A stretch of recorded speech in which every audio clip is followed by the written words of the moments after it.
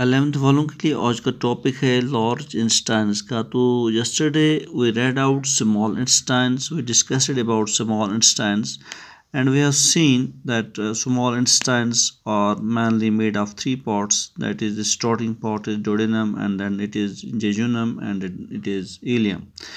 और हमने ये भी देखा कि स्मॉल इंस्टेंस जो होते हैं यहाँ पे फिंगर लाइक प्रोजेक्शंस होते हैं under their inner this surface, जो उनका सरफेस एरिया भी बढ़ाते हैं और जिन्हें हम विले कहते हैं, और वहाँ पे एब्जॉर्प्शन ऑफ डाइजेस्टेड फूड होता है।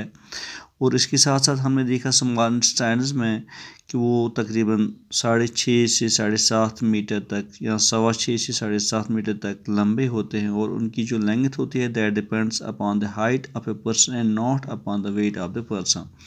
तो today we will lead ahead, हम आगे चलते हुए देखते हैं एनिमल फिजियोलॉजी में डाइजेस्टिव सिस्टम के साथ और एक मुंसलिक है यहाँ पर टॉपिक हमारा, तो वो है लार्ज इंस्टेंस। तो लार्ज इंस्टेंस जो हैं वो आते हैं स्मॉल इंस्टेंस के बाद। तो इनको क्यों कहते हैं लार्ज इंस्टेंस? इनको लार्ज इंस्टेंस इसीलिए कहते हैं क्योंकि इनका डायमीटर बहुत बड़ा होता है as compare to small intestine. तो इनकी जो लेंथ होती है दैट इज़ ऑलमोस्ट 1.5 मीटर्स, यानी कि स्मॉल इंस्टेंस से ही कम इनकी लेंथ होती है, लेकिन इनका डायमीटर ज़्यादा होता है कि इनका लार्ज इंस्टेंस का। तो लार्ज इंस्टेंस जो होते हैं इनके 3 पार्ट्स होते हैं। फर्स्ट वाला पार्ट उसको केकम कहते हैं। केकम एक वो पार्ट होता है जो इमीडिएटली स्टार्ट होता है जहाँ पे कनेक्शन होता है स्मॉल इंस्टेंस और लार्ज इंस्टेंस का, यानी कि केकम वो वाला पार्ट है जहाँ पे लार्ज इंस्टेंस एक्चुअली अराइज होते हैं। तो वहाँ पे एक पार्ट है जिसे हम केकम कहते हैं। तो अभी हम देखते हैं कि केकम होता क्या है। उसके बाद कॉलन होता है और उसके बाद लास्ट पे रेक्टम होता है। तो यहाँ पे मैं थोड़ा आपको दिखाऊं इस फिगर में। तो यहाँ पे हमने पढ़ा था माउथ, ओसोफेगस, स्टोमक, फिर डोडिनम कल। तो डोडिनम पहला वाला पार्ट है स्मॉल इंटेस्टाइन, फिर जेजेनम और फिर इलियम। तो मान लो यहाँ पे स्मॉल इंटेस्टाइन की लेंथ ख़त्म होती है तो यहाँ पे अराइज होते हैं लार्ज इंटेस्टाइन। और आप यहाँ देख पाते हैं कि स्मॉल इंटेस्टाइन का डायमीटर जो होता है वो कम होता है, छोटा होता है, लेकिन लार्ज इंटेस्टाइन का जो डायमीटर है वो बड़ा है as compare to small intestine. That is why they are known as large intestine, क्योंकि इन्होंने अपना नाम लेंथ पे नहीं लिया है बल्कि साइज़ पे। इनकी जो लेंथ होती है वो बहुत कम होती है as compare to small intestine. Small intestine की नॉर्मली होती है 6.25, तो ज़्यादा से ज़्यादा 7 मीटर तक, लेकिन लार्ज इंटेस्टाइन की जो लेंथ होती है वो 1.5 मीटर्स है, लेकिन इनका डायमीटर बहुत बड़ा होता है as compare to small intestine. तो लार्ज इंटेस्टाइन्स अराइज होते हैं यहाँ पे इस पॉइंट से, स्मॉल इंटेस्टाइन से। तो यहाँ पे एक ऑर्गन होता है, एक ट्यूब लाइक स्ट्रक्चर, उसको हम केकम कहते हैं। तो केकम जो होता है वहाँ पे एक ऑर्गन होता है, उससे हम कहते हैं अपेंडिक्स। तो अपेंडिक्स क्या होता है एक्चुअली, मैं आपको यहाँ पे बताऊँ कि the caecum is pouch like structure which is about 6 centimetres long. The vermiform appendix commonly known as appendix is an outgrowth of the caecum. तो एक्चुअली जो ये केकम होता है दिस वन, ये 6 सेंटीमीटर का एक पाउच होता है, 6 सेंटीमीटर का एक पाउच होता है, और इसी से एक ट्यूब लाइक स्ट्रक्चर होता है, लेकिन वो ट्यूब ब्लाइंड होता है, उसमें कोई पोर नहीं होता है। तो इसलिए उस ट्यूब को हम ब्लाइंड ट्यूब कहते हैं, क्योंकि उसके अंदर कोई वहाँ पे ओपनिंग नहीं होते हैं, कोई पोर नहीं होता है। That is why appendix is known as blind tube. तो अपेंडिक्स अराइज होता है इस पाउच लाइक स्ट्रक्चर से जिसे हम कहते हैं केकम। और जो यहाँ इस पॉइंट पे स्मॉल इंटेस्टाइन और लार्ज इंटेस्टाइन को जो जंक्शन है जहाँ पे इंटरकनेक्ट होते हैं, तो इस यहाँ पे एक पाउच होता है जिसे केकम कहते हैं। तो इसी केकम से अराइज होता है अपेंडिक्स।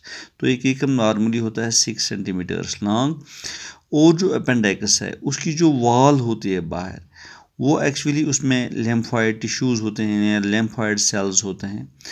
वो आज तक ये बोलते थे कि इनमें कोई काम नहीं होता है, ये वेस्टिजियल ऑर्गन होता है। तो अगर आपसे पूछा जाएगा why it is known as vestigial organ appendix, तो इसीलिए क्योंकि जो अपेंडिक्स है इसका कोई काम नहीं है इंसान की बॉडी में। लेकिन अब साइंटिस्टों ने देखा कि इसकी जो वॉल होती है वहाँ पर लिम्फॉइड सेल्स होते हैं, यानी कि इम्यूनिटी को बढ़ाने में मदद देता है।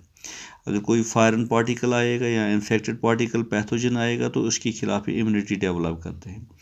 और इसमें पोर नहीं होता है तो ब्लाइंड ट्यूब। अगर किसी भी वक्त तो ये लाइक करता है on the right side of the abdomen, यानी कि एब्डोमन जो होता है इंसान का उसके राइट साइड जहाँ पे कनेक्शन उठता है लार्ज इंटेस्टाइन का स्मॉल इंटेस्टाइन से, तो यहाँ पे अपेंडिक्स लाई करता है, इट इज सिचुएटेड देयर। तो अगर किसी भी वक्त यहाँ पे इसमें इन्फेक्शन आ जाए तो स्वेलिंग होती है। अगर इन्फेक्ट हो जाएगा ये अपेंडिक्स तो इस पर स्वेलिंग होती है, तो ज़बरदस्त पेन होती है, फिर इसको रिमूव करना पड़ता है with in 2 to 3 hours, otherwise इसको बर्स्ट होने के चांसेस होते हैं। और अगर ये बर्स्ट हो गए तो इसके अंदर जो भी इन्फेक्शन होता है वो दूसरे वाइटल ऑर्गन्स को इन्फेक्ट कर सकता है। तो इसलिए कहते हैं कि अगर अपेंडिक्स है तो इसको जल्दी से जल्दी ऑपरेट करके निकाला जाए।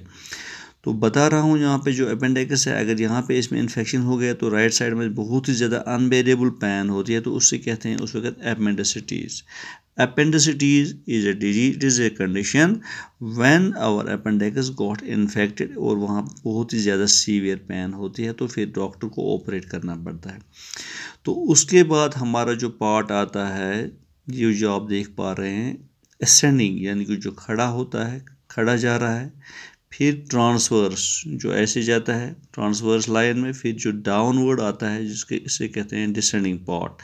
तो ये एक्चुअली सारा कॉलन है। एसेंडिंग पार्ट जो खड़ा होने वाला जो ऊपर की डायरेक्शन में जा रहा है तो ये एसेंडिंग पार्ट है, फिर ट्रांसवर्स पार्ट है जो हॉरिजॉन्टली जा रहा है, फिर डाउनवर्ड जो जाता है इसे डिसेंडिंग पार्ट कहते हैं। तो ये तीनों part, whether it is ascending part, it is transverse part और descending part, these are the 3 parts which made the colon of the large intestines। तो ये large intestines का colon बोलते हैं, इसे कहते हैं।